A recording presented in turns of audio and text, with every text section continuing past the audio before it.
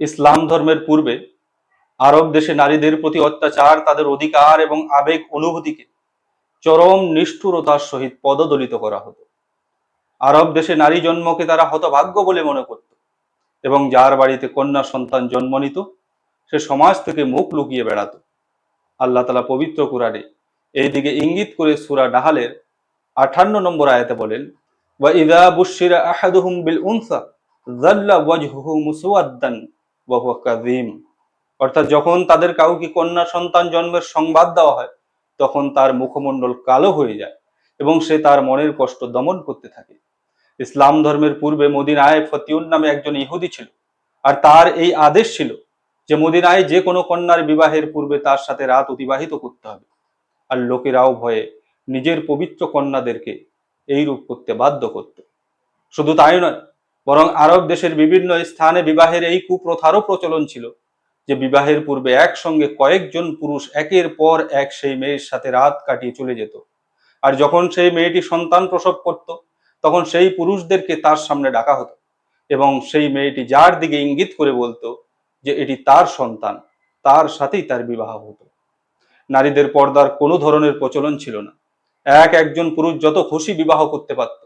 স্বামীর মৃত্যুর পর স্ত্রীকে ইদ্যত হিসাবে নিকৃষ্ট পোশাক পরিধান করিয়ে ঘরের বাইরে সুনসান জায়গায় 1 বছর পর্যন্ত বন্দী করে রাখা হতো। এক কথায় নারী জাতির অবস্থা জুতোর ন্যায় ছিল। যখন খুশি পুরুষরা তা পাল্টে নিতে পারত। শুধু তাই নয়, এমনকি অনেক পাষাণ হৃদয় নিজের কন্যা শিশুদেরকে জীবিত অবস্থায় সমাধি দিয়ে দিত। আর যে বেঁচে থাকতো পুরুষদের সেবা করা এবং তাদের অন্যায় অত্যাচারকে সহ্য করা তাদের ভাগ্যলিপি হয়ে যেত। আল্লাহ তাআলা এর দিকে ইঙ্গিত করে পবিত্র কোরআনের সূরা তাকবীরের 7 এবং 8 নম্বর আয়াতে এভাবে বলেন যে ওয়া ইযাল মাউউদাতু সুইলাত বিআইয়ি যামবিন কুতিলাত। অর্থাৎ যখন জীবন্ত সমাধিপ্ত বালিকা সম্বন্ধে জিজ্ঞাসা করা হবে যে তাদেরকে কি অপরাধে হত্যা করা হতো, এই ব্যাপারে আরবের একটি উদাহরণ আপনাদের সামনে তুলে ধরছি, যা শুনলে প্রত্যেক ওই ব্যক্তি যার ভিতরে বিন্দু মাত্র পর্যন্ত মানবতা রয়েছে তার হৃদয় কেঁপে ওঠে এবং চোখ থেকে ঝরঝর করে পানি পড়ে। একদিন এক সাহাবী নবী করিম সাল্লাল্লাহু আলাইহি ওয়াসাল্লামের সামনে ইসলাম গ্রহণের পূর্বের একটি ঘটনার কথা উল্লেখ করেন যে ইয়া রাসূলুল্লাহ, ইসলাম গ্রহণের পূর্বে আমি মূর্তি পূজারী ছিলাম। আমাদের মধ্যে শিশুদেরকে হত্যা করার একটি কুপ্রথার প্রচলন ছিল, আর কন্যা শিশুদেরকে হত্যা করাটা একটি সাধারণ জিনিস বলে মনে করত। আল্লাহ তাআলা আমাকেও একটি কন্যা সন্তান দান করেছিলেন। যখন সে আমার কথা শোনা এবং উত্তর দেওয়ার বয়সে পৌঁছায়, যখনই আমি তাকে ডাকতাম সে আমার ডাকে সাড়া দিয়ে আমার দিকে দৌড়ে দৌড়ে চলে আসতো। একদিন প্রতিদিনের মতো আমি তাকে ডাকলাম আর সে আমার ডাকে সাড়া দিয়ে আমার পাশে চলে আসে। আমি তাকে এক কুয়োর পাশে নিয়ে গিয়ে সেই মাসুম কন্যাকে কুয়োতে ছুঁড়ে ফেলে দিই। আমার শুধু এতটুকু মনে আছে যে যখন আমি তাকে কুয়োতে ফেলে দিই সে আব্বা আব্বা বলে চিৎকার করছিল, কিন্তু এই নিষ্ঠুর একবারও পিছন দিকে তাকিয়ে দেখেনি আর নিজ সন্তানকে ওই অবস্থায় সমাধি দিয়ে চলে আসে। প্রিয় নবী হযরত মুহাম্মদ মুস্তাফা সাল্লাল্লাহু আলাইহি সাল্লাম এই ঘটনা শুনে দুঃখের সাগরে ডুবে যান এবং ওনার চোখ দিয়ে ঝরঝর করে অশ্রু বইতে থাকে। হাদিসে আসে যে যখন সেই সাহাবী দ্বিতীয়বার এই ঘটনা বর্ণনা করেন তখন আমাদের প্রিয় রসুল এত কান্না করেন যে ওনার সমস্ত দাড়ি চোখের জলে ভিজে যায়। বিশ্বের এমন পরিস্থিতিতে মহান আল্লাহ তাআলা সেই মহান মানব কল্যাণ নবী, নারীদের অধিকার এবং নারীদের সম্মান রক্ষাকারী নবীগণের সর্দার হযরত মুহাম্মদ মুস্তাফা সাল্লাল্লাহু আলাইহি সাল্লামকে এই জগতে প্রেরণ করে ওনার মাধ্যমে পৃথিবীবাসীকে অতি সুন্দর শিক্ষা প্রদান করেছেন। তিনি বলেন, যে ব্যক্তির ঘরে কোনো নারী সন্তান জন্ম নেয় আর যদি সে তাকে জীবন্ত সমাধি না দেয়, তাকে অসম্মানিত না করে এবং পুত্র সন্তানদেরকে তার উপর প্রাধান্য না দেয়, আল্লাহ তাআলা তাকে জান্নাতে প্রবেশ করবে। সুবহানাল্লাহ, কি সুন্দর শিক্ষা, যা ইতিপূর্বে কেউই এই রূপ শিক্ষা দিতে পারেনি। কিন্তু ইসলাম ধর্মের প্রতিষ্ঠাতা হযরত মুহাম্মদ মুস্তাফা সাল্লাল্লাহু আলাইহি সাল্লাম এসে সেই নারী জাতিকে যাদেরকে পায়ের জুতোর ন্যায় বলে গণ্য করা হতো, যাদের কোনো মান মর্যাদা ছিল না, যারা পুরুষদের সামনে কথা বলার ক্ষমতা পর্যন্ত রাখতো না, রাসূল করিম সাল্লাল্লাহু আলাইহি ওয়াসাল্লাম তাদেরকে জাতির গুরুত্বপূর্ণ সমস্যার ক্ষেত্রে পরামর্শ দেওয়ার অধিকার প্রদান করে এক অতুলনীয় দৃষ্টান্ত উপস্থাপন করে দিয়েছে। শুধু তাই নয়, বরং রাসূল করিম সাল্লাল্লাহু আলাইহি ওয়াসাল্লাম স্বয়ং নিজেও সুলহ হুদাইবিয়ার সময় নিজ স্ত্রী উম্মে সালেমার পরামর্শ অনুযায়ী কুরবানির জন্তু জবাই করে এক মহান আদর্শ স্থাপন করে গেছে। নারী জাতির অধিকার সম্পর্কে তিনি আরো এক জায়গায় বলেন যে আল্লাহুম্মা ইন্নী উহাররিজ হাক্কাদ দাঈফাইন আল ইয়াতীম ওয়াল মারআ, অর্থাৎ হে আল্লাহ, তুমি সাক্ষ্য থেকো যে আমি এই দুর্বল অর্থাৎ এতিম এবং নারীদের অধিকার খর্ব করাকে নিষিদ্ধ ঘোষণা করছি। ইসলাম শুধু স্বাধীন নারী জাতিরই নয়, বরং দাসীদের মর্যাদাকেও উন্নত করার শিক্ষা প্রদান করেছে। প্রিয় নবী হযরত মুহাম্মদ মুস্তাফা সাল্লাল্লাহু আলাইহি সাল্লাম দাসীদেরকে আমাতি অর্থাৎ আমার দাসী বলে ডাকার পরিবর্তে ফাতাই অর্থাৎ আমার মেয়ে বলে ডাকার আদেশ দিয়েছেন।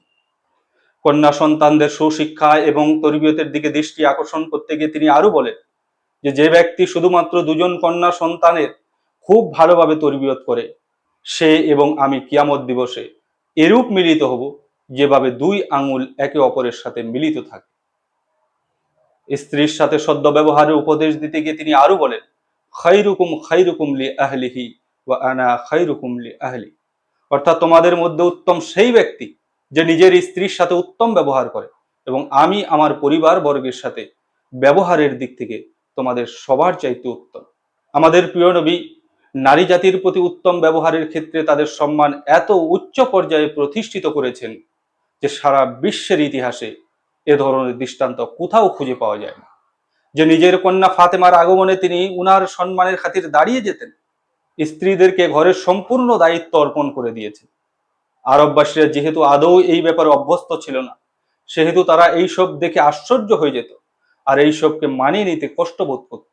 কিন্তু জগতের রহমত হযরত মুহাম্মদ মুস্তাফা সাল্লাল্লাহু আলাইহি সাল্লাম নিজে নিজের কার্যবিধির মাধ্যমে নারীদের প্রতি সম্মান প্রতিষ্ঠার এক মহান আদর্শ স্থাপন করে গেছেন।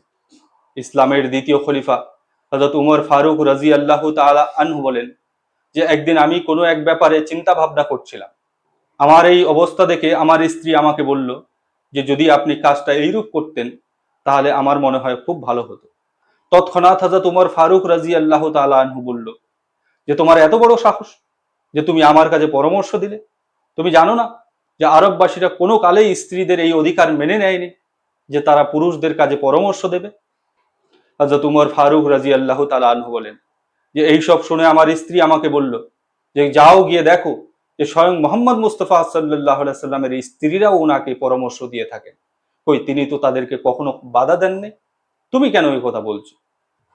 আরববাসীদের মধ্যে এই কুপ্রথারও প্রচলন ছিল যে স্ত্রীদের পক্ষ থেকে যদি কোনো ভুল ত্রুটি হয়ে যেত তাহলে তাদেরকে খুব মারপিট করা হতো।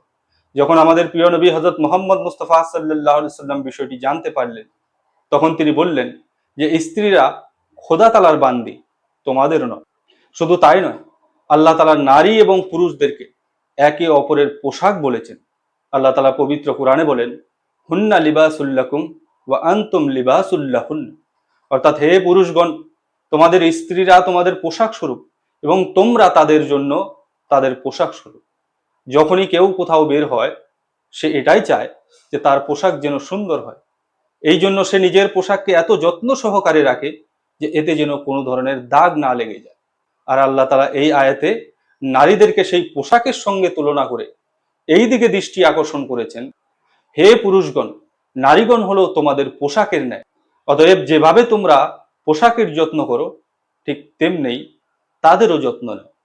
মায়ের প্রতি সম্মান এবং শ্রদ্ধাকে এত উচ্চ পর্যায়ে প্রতিষ্ঠিত করেছেন যে রাসূলুল্লাহ সাল্লাল্লাহু আলাইহি সাল্লাম বলেন যে আল জান্নাতু তাহতা আকদামিল উম্মাহাত, অর্থাৎ তোমরা যদি খোদার ভালোবাসার জান্নাত অর্জন করতে চাও তাহলে তোমরা মায়ের সেবা করে তা অর্জন করতে পারো।